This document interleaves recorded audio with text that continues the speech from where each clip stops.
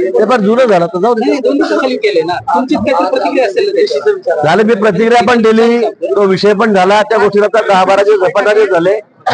नवीन विषय सांगितले सगळ्यांनाच पाडायचं म्हणतायत. आता कसं काय करणार? बैठक संपन्न झालेली आहे, काय ठराव झालेले आहे, विशेषतः जिल्हा रुग्णालयासाठी बजेट मंजूर झालेलं आहे, कधी तरतूद आज जिल्हा नियोजन समिती DPDC ची बैठक या ठिकाणी पार पडलेली आहे. आपल्याला माहिती आहे, गेल्या वर्षी सगळी योजना 467 कोटी रुपयाची होती. यावेळेला 62 कोटी रुपये वाढून 529 कोटी रुपयाची योजना या ठिकाणी त्याला आम्ही मंजुरी दिलेली आहे. अतिशय व्यवस्थित अशी चर्चा सर्व लोकप्रतिनिधी आहेत, नवीन सदस्य आहेत, त्यांच्यामध्ये या ठिकाणी झाली. मला वाटतं की आपण जो जिल्हा रुग्णालयाचा विषय या ठिकाणी केला की लातूरसाठी अतिशय महत्वाचा विषय आहे. त्याच्यामध्ये 3.5 कोटी रुपये भरून जागा आम्हाला त्या ठिकाणी घ्यायची आणि म्हणून मी जिल्हाधिकाऱ्यांना त्या ठिकाणी निर्देश दिलेले आहेत. तर सगळ्या लोकप्रतिनिधीची मागणी केलेली होती. 3.5 कोटी रुपये आपल्याला भरायचे तर आपण भरा. राज्यामध्ये काय म्हणजे मुंबईला जाऊन जर आपल्याला काही त्याच्यामध्ये करता येत असेल, काही अडचणी पण आहेत टेक्निकल, त्या सॉल्व्ह करायचं तर 2 दिवसात 3 दिवसात त्या सॉल्व्ह करा, मंगळवारी माझ्याकडे या असं अधिकाऱ्यांनी मी त्यावेळी सांगितलं. मला वाटतं आठवडाभरामध्ये हा विषय निश्चित मार्गी लागेल आणि तो मार्गी लावून या हॉस्पिटल लोकांसाठी आपल्याला कसं त्या ठिकाणी करता येईल. कारण आरोग्याच्या खूप मोठ्या अडचणी या ठिकाणी आहेत. गरीब माणसासाठी हे जे हॉस्पिटल आहे ते अतिशय महत्वाचं आहे असं सगळ्या लोकांचं म्हणणं आहे आणि म्हणून हा प्रश्न आम्ही लगेच या आठवड्याभरामध्ये मार्गी लावू. या ठिकाणी आज शिक्षणाचे प्रश्न असतील, आरोग्याचे प्रश्न असतील, कायदा सुव्यवस्था असेल, काही अंमली पदार्थांच्या बाबतीमध्ये काही लोकांनी तक्रारी या ठिकाणी केल्या. सगळ्या विषयांवर चांगली चर्चा या ठिकाणी झाली आणि बहुतांशी प्रश्न या चर्चेतून त्या ठिकाणी आज मार्गी लागलेले आहेत. त्या या बजेटच्या संदर्भामध्ये जवळपास आता आम्हाला 529 कोटी रुपयाचं नियोजन आम्ही या ठिकाणी केलेलं आहे. अधिकाऱ्यांना आम्ही सूचना दिलेल्या आहेत की तात्काळ या सगळ्यांचं एस्टिमेट करून टेंडर करून त्याचं कार्यारंभ आदेश जो आहे म्हणजे वर्क ऑर्डर जी आहे ती तात्काळ देऊन कामाला आपण सुरुवात करावी. कारण आता आचारसंहिता समोर आहे आणि आचारसंहिता कुठे अडचण येता कामा नये म्हणून सगळ्या सूचना आम्ही अधिकाऱ्यांना या ठिकाणी दिलेल्या आहेत. मला वाटतं की लवकरच महिनाभरामध्ये या सगळ्या तांत्रिक बाबी पूर्ण होतील आणि आम्ही कामाला सुरुवात या ठिकाणी करू. सर, आरक्षणावर तोडगा काढण्यासाठी शरद पवार साहेबांनी उपाय सुचवले की जरांगेंना आणि लक्ष्मण हाकेंना एकत्र बसून सरकारने तोडगा काढला. आम्ही तर पवार साहेबांनाही म्हटलं होतं की आपण एकत्र बसा. इथे शेवटी दोघांना एकत्र बसून हा प्रश्न सुटणार नाही. सरकारची जबाबदारी आहे आणि सगळ्या पक्षांची जबाबदारी आहे.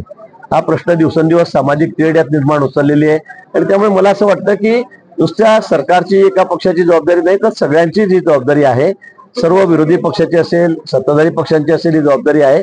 यांनी एकत्रित बसून हा प्रश्न सोडवला पाहिजे. त्यासाठी आम्ही बैठकी बोलवलेली होती. दुर्दैवाने त्या बैठकीला विरोधी पक्ष त्या ठिकाणी आलं नाही, काहीतरी कारण ते दाखवत बसले. त्यामुळे मला असं वाटतं की याच्यामध्ये कुठला मान अपमान न करता, कुठे श्रेयवादाची लढाई न करता हा विषय लवकरात लवकर सर्वांनी बसून सोडवला पाहिजे. जरांगे पाटलांचं म्हणणं आहे की विरोधी पक्ष जर बैठकीला येत नसतील तर सरकारने निर्णय घेऊन टाकावा. नाही, निर्णय घेऊन टाकावा आणि विषय थोडा क्लिष्ट झालेला आहे याची आपल्याला कल्पना आहे आणि एकीकडे बाहेर काय बोलायचं, आत काय बोलावं, हा विषय असा सतत चाललेला आहे. त्यामुळे मला असं वाटतं की अतिशय एकत्रित बसून सामंजस्याने हा विषय सुटला पाहिजे. कुणालाही अशा भावना होता का की आमच्यावर अन्याय होतोय, याच्यावर अन्याय होतोय आणि त्यामुळे मला असं वाटतं की हा विषय सर्वांनी मिळून निर्णय घेण्याचा आहे. नाहीतर मग आम्ही निर्णय घेतल्यावर मग बाहेर जाऊन अजून काही वेगळे विरोधकांनी काढायचे, वेगळं स्टेटमेंट करायचं. त्यापेक्षा तुम्हाला काय वाटतं ते सांगा, आम्हाला काय वाटतं आम्ही ते सांगतो. ओबीसी असतील, मराठा समाज आरक्षणाचे त्यांचे नेते असतील, जरांगे पाटील असतील, सर्वांना विचारात घेऊन हा प्रश्न सोडवण्याची आज गरज आहे. सुरुवातीच्या टप्प्यामध्ये जरांगे पाटलाचं ज्यावेळेस आंदोलन सुरू होतं, तुम्ही एक महत्वाचा दुवा म्हणून त्या आंदोलनास्थळी जात होता, एक हिरो म्हणून तुम्ही पुढे आणलं होतं सरकारचं.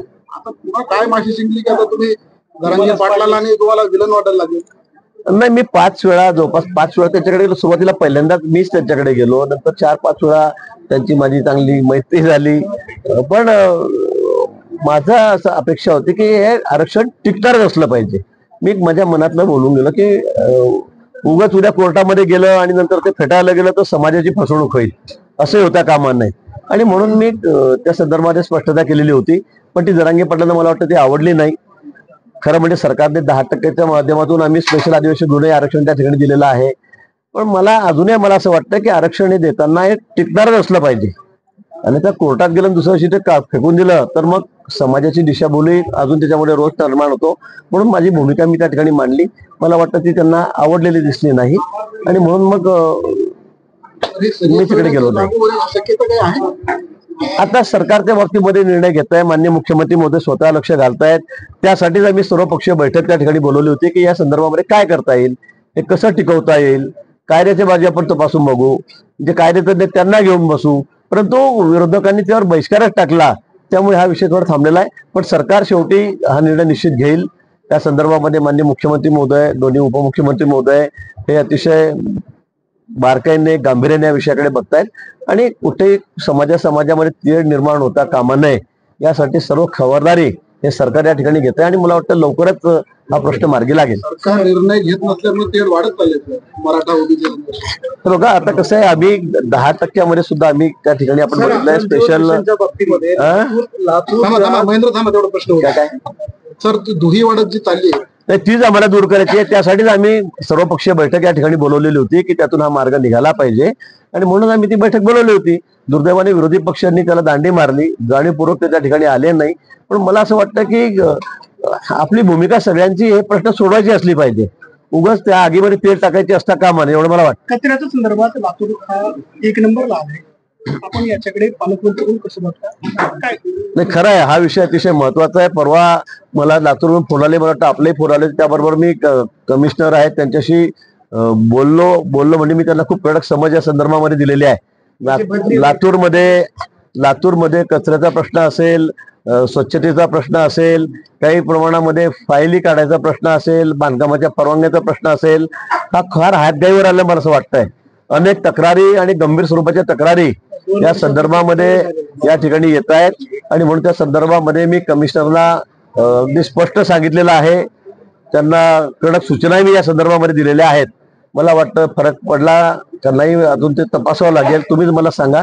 पण या बाबतीमध्ये जर त्यांनी दिरंगाई केली तर मग त्यांच्यावर निश्चित कारवाई आम्हाला करावी लागेल. सर, जलजीवनच्या बाबतीमध्ये लातूरच्या जलजीवन मिशनच्या बाबतीमध्ये तत्कालीन खासदारांनी आरोप केला होता की याच्यामध्ये 1500 कोटी रुपयांचा भ्रष्टाचार होतो आहे. आता त्या जलजीवन मिशनची किती कामं पूर्ण झालेली आहेत, बहुतांश कामं ही रखडलेली आहेत, काय स्टेटस आहे? तर त्याला जोडूनच प्रश्न आहे. माहिती अधिकाराची माहिती मिळाली होती, त्याच्यानुसार याची तक्रार करण्यात आली होती. मात्र कलेक्टरांनी आदेश दिल्यानंतर सुद्धा त्या ठिकाणची अधिकारी त्याच्यावर कारवाई करताना दिसत नाही. जलजीवन मिशन जी आमची योजना आहे त्या योजनेच्या बाबतीमध्ये हे खरं आहे, अजून खरं म्हणजे 2023 मध्ये सगळी कामं पूर्ण व्हायला पाहिजे होती. आता 24 आलेलं आहे. याची कारण याला उशीर लागण्याचा विलंब लागण्याचे कारण काही वेगवेगळी आहेत.